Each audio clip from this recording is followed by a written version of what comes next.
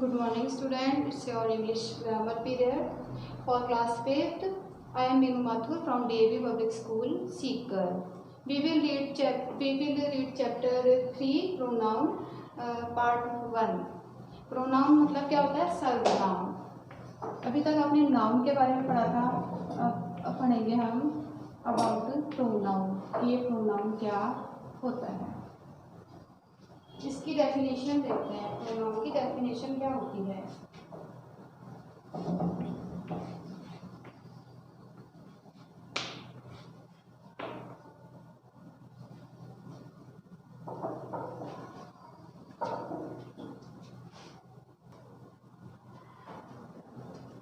Definition है इसकी, the words which are used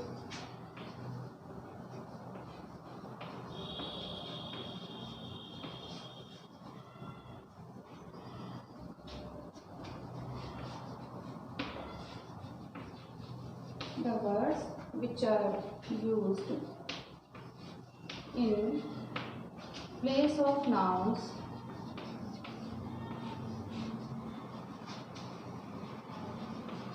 are called pronouns.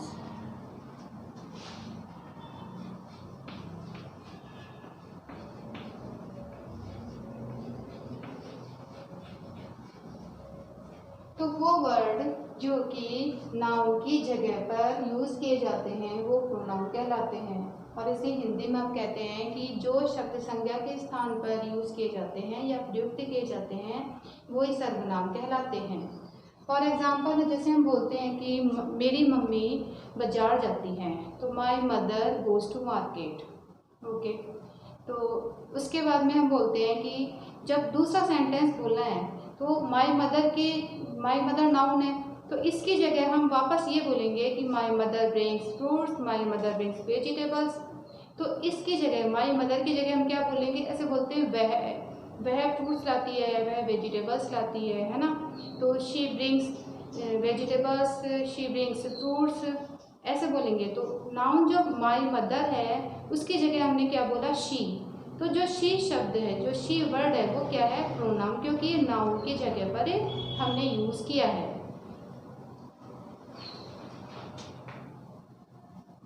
देखो कुछ सेंटेंस देखते हैं।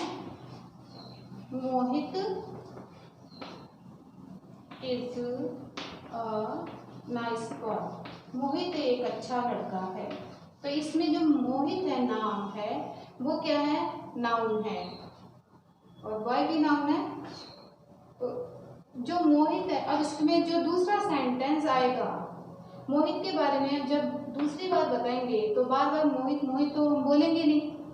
तो इसकी जगह, इस मोहित जो नाउन है इसकी जगह हम क्या लगाएंगे? क्योंकि एक लड़का है तो लड़के के लिए हम क्या यूज करते हैं? ही लव्स हिज पेरेंट्स, कि वो अपने पेरेंट्स को पसंद करता है।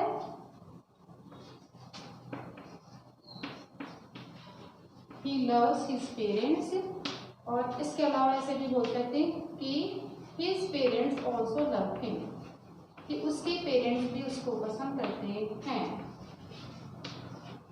His parents also love him।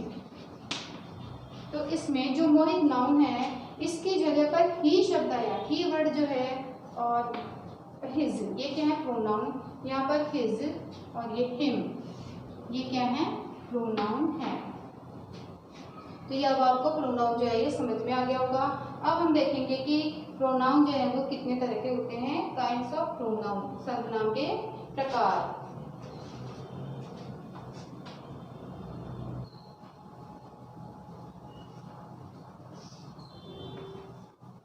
Look carefully children। अब देखेंगे काइंड्स ऑफ प्रोनाउन। प्रोनाउन जो है इसके कितने प्रकार होते हैं, कितने तरह के ये प्रोनाउन होते हैं। जैसे हमने काइंड्स ऑफ नाउन पढ़े थे, टाइप्स ऑफ नाउन पढ़े थे, वैसे हम काइंड्स ऑफ प्रोनाउन में पढ़ेंगे। तो इसमें जो फर्स्ट आता है वो आता है पर्सनल प्रोनाउन, या इसे कहते हैं पुरुषवाचक सर्वनाम। पर्सनल प्रोनाउन, जिसे हम पुरुषवाचक सर्वनाम भी कहते हैं। तो इसकी डेफिनेशन क्या होती है? ए pronoun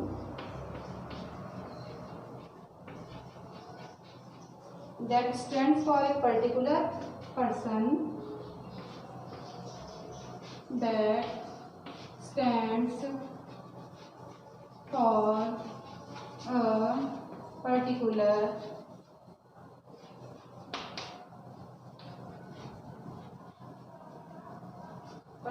person, place or a thing,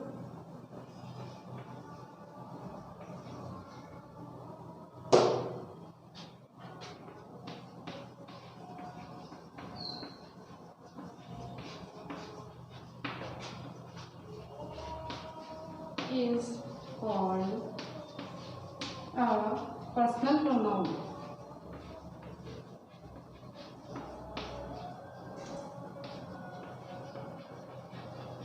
तो ये जो है पर्सनल प्रोनाउन कहलाता है, जो किसी पर्टिकुलर पर्सन, प्लेस या थिंग के बारे में बताता है।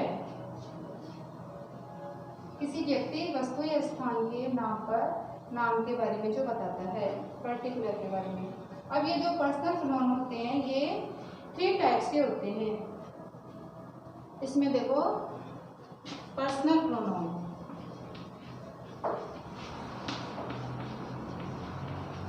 जो पर्सनल प्रोनाउन है, there are 3 types of personal pronoun. इनमें आता है आपका फर्स्ट है इसमें फर्स्ट पर्सन जो कहलाता है,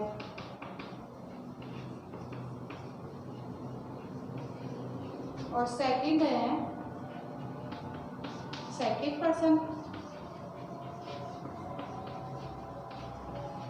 एंड थर्ड जो आता है आपके, ये आता है थर्ड पर्सन।